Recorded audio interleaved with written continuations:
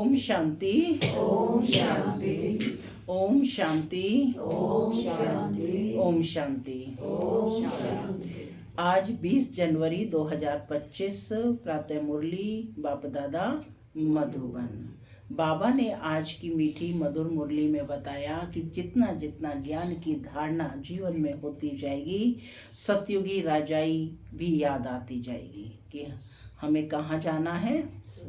कल बाबा ने कहा था ना, मुक्ति और जीवन मुक्ति का वर्षा बाप देने आए हैं। तो सतयुगी राजाई के लिए हमें याद भी चाहिए और साथ साथ ज्ञान की धारणा भी चाहिए, पवित्रता का बल भी चाहिए। तो ये सब हमें जमा करना है। और बाबा ने आज बताया कि तुम बच्चों के पुरुषार्थ का लक्ष्य क्या है, क्या लक्ष्य होना चाहिए।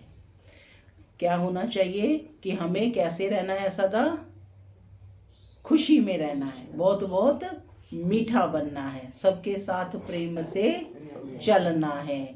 यही तुम्हारे पुरुषार्थ का लक्ष्य है। तभी तो परिवर्तन नजर आएगा ना कि इन्होंने जो परमात्मा के गुण हैं उनको साक्षात्कार कैसे कराएंगे, जब उन्हें अपने जीवन में धारण करेंगे।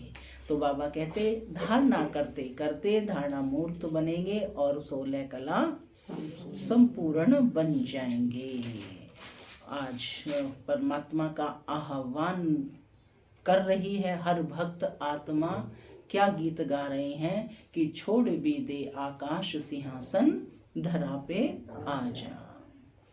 सुनते हैं आज के डायरेक्ट ईश्वरीय महावाक्य। ओम शांति। बाबा कहते मीठे बच्चे ज्ञान की धारणा के साथ साथ सतयुगी राजाई के लिए याद और पवित्रता का बल भी जमा करो। ज्ञान की धारणा के साथ साथ सतयुगी राजाई के लिए याद और पवित्रता का बल भी जमा करो। आज की मुरली से प्रश्न है, अभी तुम बच्चों के पुरुषार्थ का क्या लक्ष्य होना चाहिए, क्या लक्ष्य होना चाहिए? बताओ क्या लक्ष्य होना चाहिए पुरुषार्थ का? खुशी। गुड। और क्या लक्ष्य होना चाहिए? मनुष्य से देवता बनने का। मनुष्य से देवता बनने का। तो लक्षण क्या होने चाहिए? लक्ष्य है लक्ष्मी नारायण। उत्तर सुनेंगे बाबा का। बाबा कहते सदा खुशी में रहना, बहुत बहुत मीठा बनना, सबको प्रेम से चलाना, यही तुम्हारे पुरुषार्थ का लक्ष्य हो। इसी से तुम सर्वगुण संपन्न 16 कला संपूर्ण बनेंगे। दूसरा प्रश्न है, जिनके कर्म श्रेष्ठ हैं उनकी निशानी क्या होगी? जिनके कर्म श्रेष्ठ हैं उनकी निशानी क्या होगी? क्या निशानी होगी?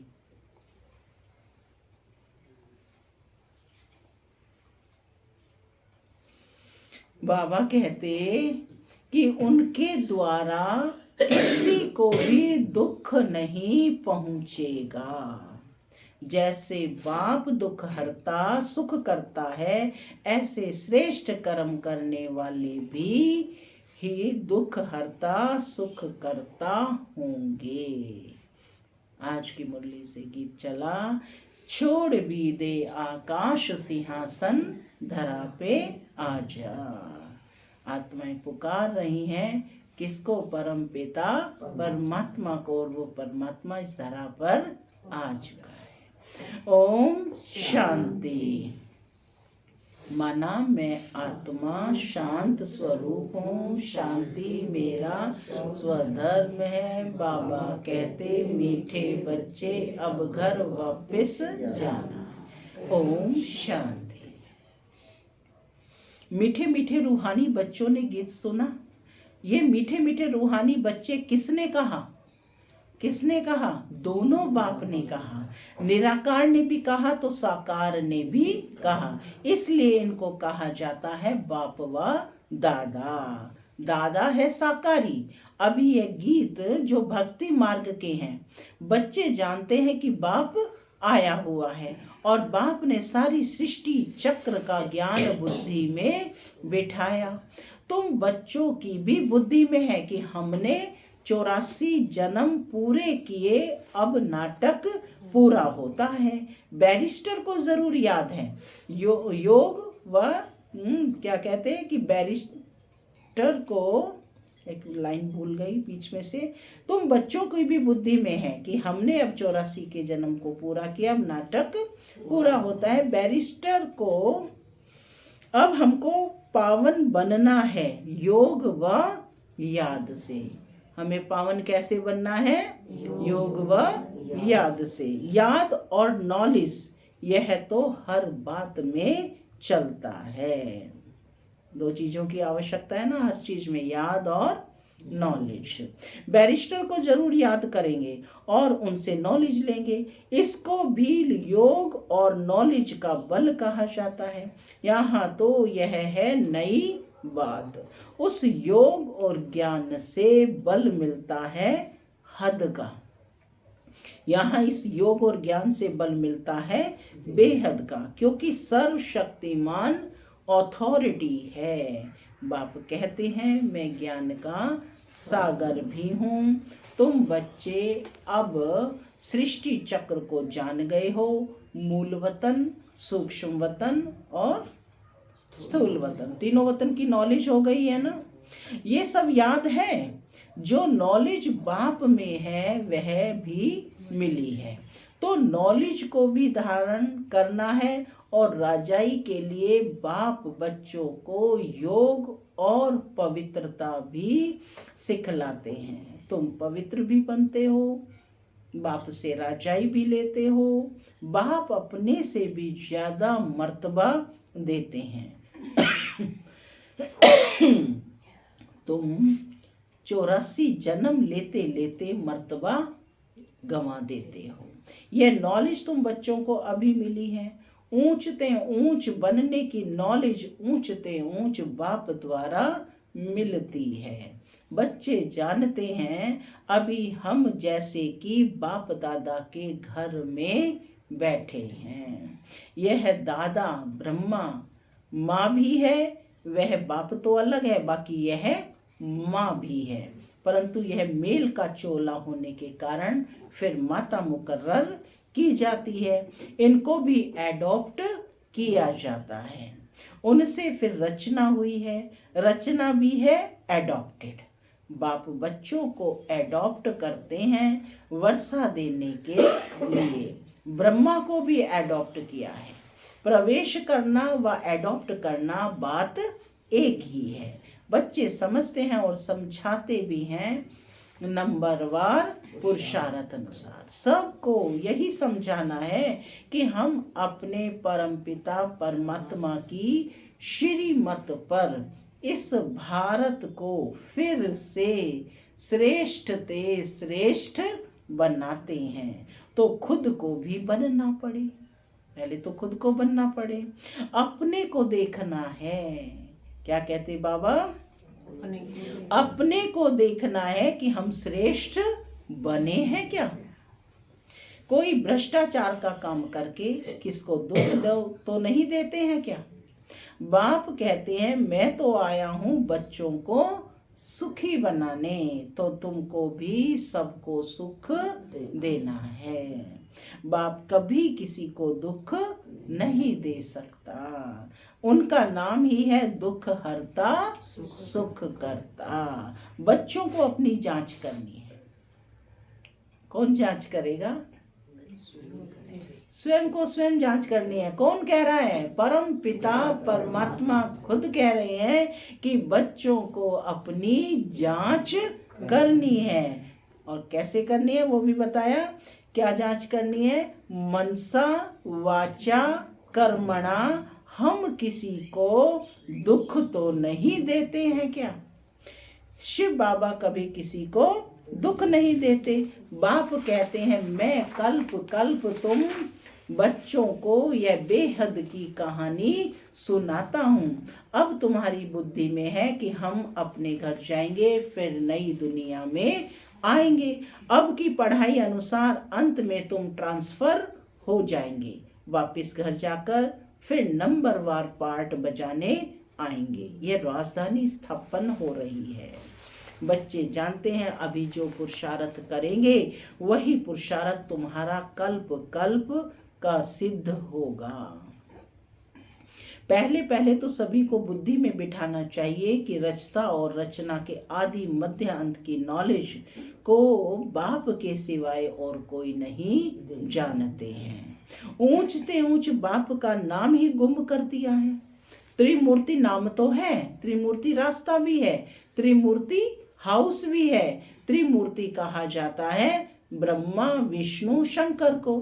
अब इन तीनों का रचयिता जो शिव बाबा है उस मूल का नाम ही गुण कर दिया है। हम तो क्या कहते हैं त्रिमूर्ति का मतलब ब्रह्मा विष्णु शंकर, लेकिन त्रिमूर्ति शिव, इनको रचने वाला परमपिता शिव परमात्मा है। तो बाबा कहते हैं इन तीनों का रचयिता जो शिव बाबा है उस मूल का नाम ही गुम कर दिया है। अभी तुम बच्चे जानते हो ऊंचते ऊंच है शिव बाबा, फिर है त्रिमूर्ति। बाप से हम बच्चे यह वर्षा लेते हैं। बाप की नॉलेज और वर्षा ये दोनों स्मृति में रहे तो सदैव हर्षित रहेंगे। बाप की याद में रहे फिर तुम किसको भी ज्ञान का तीर लगाएंगे तो अच्छा असर होगा, उसमें शक्ति आती जाएगी। याद की यात्रा से ही शक्ति मिलती है। अभी शक्ति गुम हो गई है क्योंकि आत्मा पतित तमो प्रधान हो गई है। अब मूल फिक्रात यह रखनी है कि हम तमो प्रधान से सतो प्रधान बने। मन मनाभव का अर्थ भी यह है। गीता जो पढ़ते हैं उनसे पूछना चाहिए कि मन मनाभव का अर्थ क्या है। क्या अर्थ है मन मनाभव का? मन को मेरे में लगा। यह किसने कहा कि मुझे याद करो तो वर्षा मिलेगा? नई दुनिया स्थापन करने वाला कोई श्री कृष्ण तो नहीं है, वह प्रिंस है। यह तो गाया हुआ है कि ब्रह्मा द्वारा स्थापना। अब करण करावन हार कौन है? भूल गए हैं, उनके लिए सर्वव्यापी कह देते हैं। कहते हैं ब्रह्मा विष्णु शंकर आदि सब में वही है। अब इसको कहा जाता है अज्ञान। बाप कहते हैं तुमको 5 विकारों रूपी रावण ने कितना बेसमझ बनाया है। तुम जानते हो बरोबर हम भी पहले ऐसे थे। क्या नॉलेज थी पहले? ये नहीं थी ना। ये सारी समझ इस ज्ञान में आने पर मिली है। तो बाबा कहते तुम जानते हो बरोबर हम भी पहले ऐसे थे। हाँ, पहले उत्तम से उत्तम भी हम ही थे, फिर नीचे गिरते महान पतित बने। शास्त्रों में दिखाया है राम भगवान ने बंदर सेना ली, ये भी ठीक है। तुम जानते हो हम बरोबर बंदर मिसल थे। अभी महसूसता आती है यह है ही भ्रष्टाचारी दुनिया। एक दो को गाली देते, कांटा लगाते रहते हैं। यह है कांटों का जंगल, वह है फूलों का बगीचा। जंगल बहुत बड़ा होता है और गार्डन बहुत छोटा होता है। गार्डन बड़ा नहीं होता। बच्चे समझते हैं बरोबर इस समय यह बड़ा भारी कांटों का जंगल है। आज की दुनिया क्या है? बड़ा भारी कांटों का जंगल। सतयुग में फूलों का बगीचा कितना छोटा होगा। ये बातें तुम बच्चे भी नंबरवार पुरुषार्थ अनुसार समझते हैं। जिनमें ज्ञान और योग नहीं है, सर्विस में तत्पर नहीं है, तो फिर अंदर में इतनी खुशी भी नहीं रहती है। दान करने से मनुष्य को खुशी होती है। समझते हैं इसने आगे जन्म में दान पुण्य किया है तब अच्छा जन्म मिला है। कोई भक्त होते हैं, समझेंगे हम भक्त अच्छे, भक्त के घर में जाकर जन्म लेंगे। अच्छे कर्मों का फल भी अच्छा मिलता है। बाप बैठ कर्म, अकर्म और विकर्म की गति बच्चों को समझाते हैं। दुनिया इन बातों को नहीं जानती, तुम जानते हो। अभी रावण राज्य होने के कारण मनुष्यों के कर्म सब विकर्म बन जाते हैं। पतित तो बनना ही है। 5 विकारों की सब में प्रवेशता है। बलिदान पुण्य आदि करते हैं, अल्पकाल के लिए उसका फल मिल जाता है, फिर भी पाप तो करते ही हैं। रावण राज्य में जो भी लेन देन होती है वह है ही पाप की। देवताओं के आगे कितना स्वच्छता से भोग लगाते हैं, स्वच्छ बनकर आते हैं, परंतु जानते कुछ भी नहीं। बेहद के बाप की भी कितनी ग्लानि कर दी है। वह समझते हैं कि यह हम महिमा करते हैं कि ईश्वर सर्वव्यापी है, सर्वशक्तिमान है, परंतु बाप कहते हैं यह इन्हों की उल्टी मत है। तुम पहले पहले बाप की महिमा सुनाते हो कि ऊंचते ऊंच भगवान एक है, हम उनको ही याद करते हैं। राजयोग की एम ऑब्जेक्ट भी सामने खड़ी है।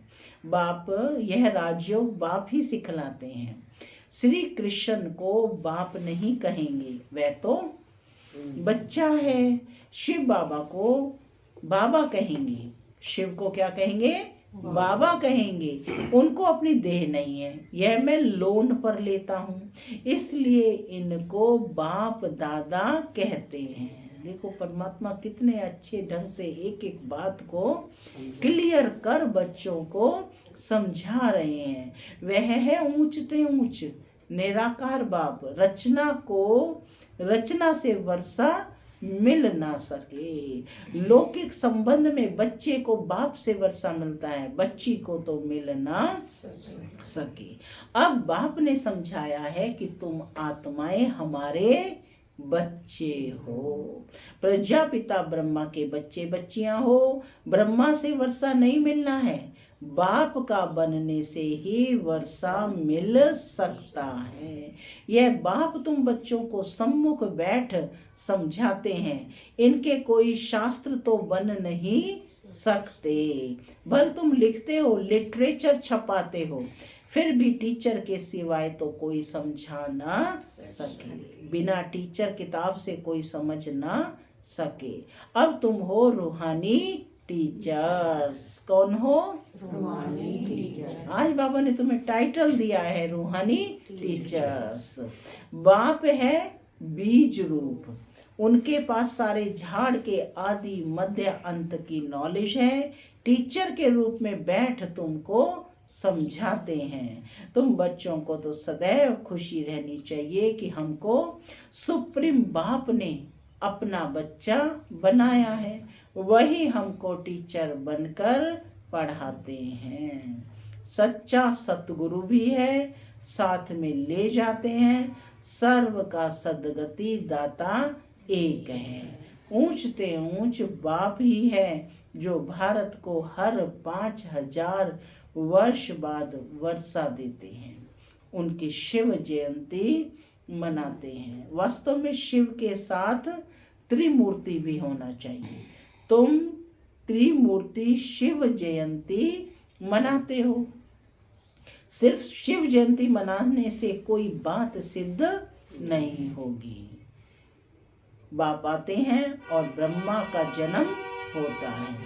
माने ब्रह्मा विष्णु शंकर तीनों की जो जन्म है वो भी कब होता है? जब बाप मनाते। तो बाबा क्लियर कर रहे हैं कि तुम सिर्फ शिव जयंती मनाने से कोई बात सिद्ध नहीं होगी। बाप आते हैं और ब्रह्मा का जन्म होता है, बच्चे बने, ब्राह्मण बने और एम ऑब्जेक्ट क्या है?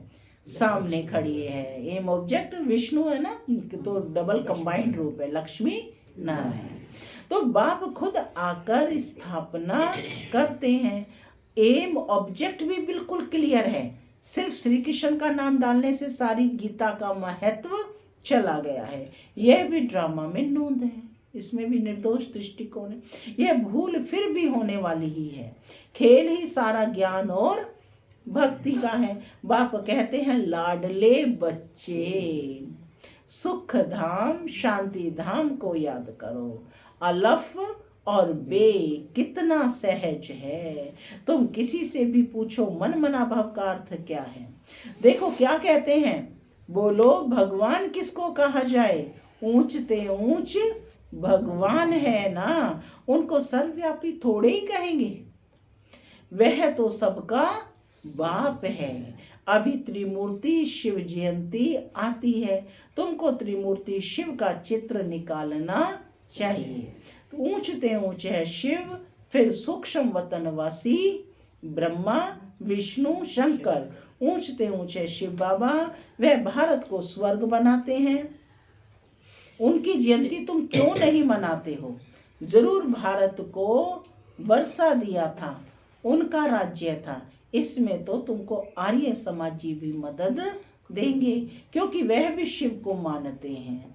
तुम अपना झंडा चढ़ाओ, एक तरफ त्रिमूर्ति गोला, दूसरी तरफ झाड़। तुम्हारा झंडा वास्तव में यह होना चाहिए। बन तो सकता है ना, झंडा चढ़ा दो तो सब देखें। सारी समझानी इसमें है। कल्प वृक्ष और ड्रामा, इनमें तो बिल्कुल क्लियर है।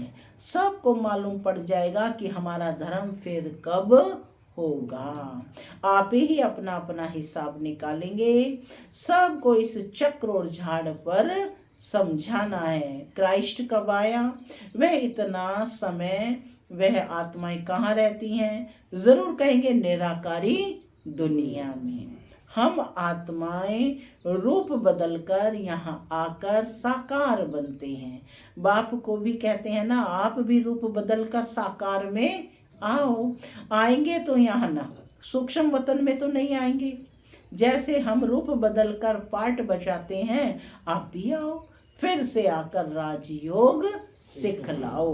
राजयोग है ही भारत को स्वर्ग बनाने का। यह तो बड़ी सहज बातें हैं। बच्चों को शौक चाहिए, धारणा कर औरों को भी करानी चाहिए, उसके लिए लिखा पढ़ी करनी चाहिए। अब बाप भारत को आकर हेवन बनाते हैं। कहते भी हैं बरोबर क्राइस्ट से 3000 वर्ष पहले भारत पैराडाइज था। इसलिए त्रिमूर्ति शिव का चित्र सबको भेज देना चाहिए। त्रिमूर्ति शिव की स्टैंप बनानी चाहिए। इन स्टैंप बनाने वालों की भी डिपार्टमेंट होगी। देखो समय स्टैंप निकाली गई थी। दिल्ली में तो बहुत पढ़े लिखे हैं, यह काम कर सकते हैं। तुम्हारी कैपिटल भी दिल्ली होनी है। पहले दिल्ली को परिस्तान कहते थे, अब तो कब्रिस्तान है। तो यह सब बातें बच्चों की बुद्धि में आनी चाहिए। अभी तुम्हें सदा खुशी में रहना है, बहुत बहुत मीठा बनना है, सबको प्रेम से चलाना है। सर्वगुण संपन्न 16 कला संपूर्ण बनने का पुरुषार्थ करना है। तुम्हारे पुरुषार्थ का यही लक्ष्य है, परंतु अभी तक कोई बना नहीं है। अभी तुम्हारी चढ़ती कला होती जाती है, धीरे धीरे चढ़ते होना। तो बाबा हर प्रकार से शिव जयंती पर सेवा करने का इशारा देते रहते हैं। शिव जयंती आ रही है तो इन डायरेक्शंस को बुद्धि में रखकर सेवा करनी है, जिससे मनुष्य समझेंगे कि बरोबर इन्हों की नॉलेज तो बड़ी है। मनुष्यों को समझाने में कितनी मेहनत लगती है। मेहनत बगैर राजधानी थोड़े ही स्थापन होगी। कोई भी कार्य बिना मेहनत के होता है। चढ़ते हैं, गिरते हैं, फिर चढ़ते हैं। बच्चों को भी कोई ना कोई तूफान आता है। मूल बात है ही याद की। याद से ही सब सतो प्रधान बनना है। नॉलेज तो सहज है, बच्चों को बहुत मीठे ते मीठा बनना है।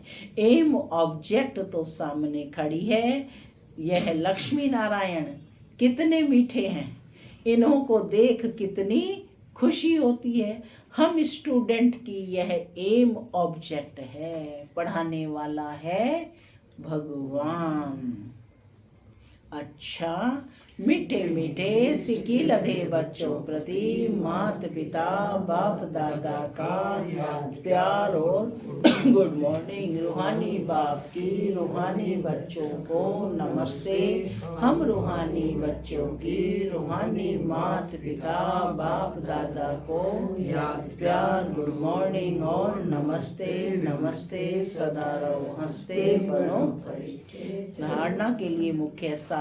पहला, बाप द्वारा मिली हुई नॉलेज और वर्षे को स्मृति में रख सदैव हर्षित रहना है। ज्ञान और योग है तो सर्विस में तत्पर रहना है।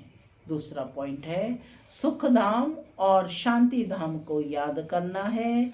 इन देवताओं जैसा मीठा बनना है। अपार खुशी में रहना है। रूहानी टीचर बन ज्ञान का दान करना है। आज का वरदान है, देह संबंध और वैभवों के बंधन से स्वतंत्र बन बाप समान कर्मातीत भव। देह संबंध और वैभवों के बंधन से स्वतंत्र बाप समान कर्मातीत भव। जो निमित्त मात्र डायरेक्शन प्रमाण प्रवृत्ति को संभालते हुए आत्मिक स्वरूप में रहते हैं, मोह के कारण नहीं। उन्हें यदि अभी अभी ऑर्डर करें कि चलो चले आओ तो चले आएंगे। बिगुल बजे और सोचने में ही समय ना चला जाए तब कहेंगे नष्टो मोहा। इसलिए सदैव अपने को चेक करना है कि देह का संबंध का वैभवों का बंधन अपनी ओर खींचता तो नहीं है। जहाँ बंधन होगा वहाँ आकर्षण होगी। लेकिन जो स्वतंत्र हैं वे बाप समान कर्मातीत स्थिति के समीप हैं। स्लोगन है, स्नेह और सहयोग के साथ शक्ति रूप बनो तो राजधानी में नंबर आगे मिल जाएगा। स्नेह और सहयोग के साथ शक्ति रूप बनो तो राजधानी में नंबर आगे मिल जाएगा। तपस्या मास है, अपनी शक्तिशाली मनसा द्वारा सकाश देने की सेवा करो। जितना अभी तन मन धन और समय लगाते हो उससे मनसा शक्ति द्वारा सेवा करने से बहुत थोड़े समय में सफलता ज्यादा मिलेगी। अभी जो अपने प्रति कभी कभी मेहनत करनी पड़ती है अपनी नेचर को परिवर्तन करने की, वह संगठन में चलने की, वह सेवा में सफलता कभी कम और कभी देख दिल शिकस्त होने की, यह सब समाप्त हो जाएगी। ओम शांति।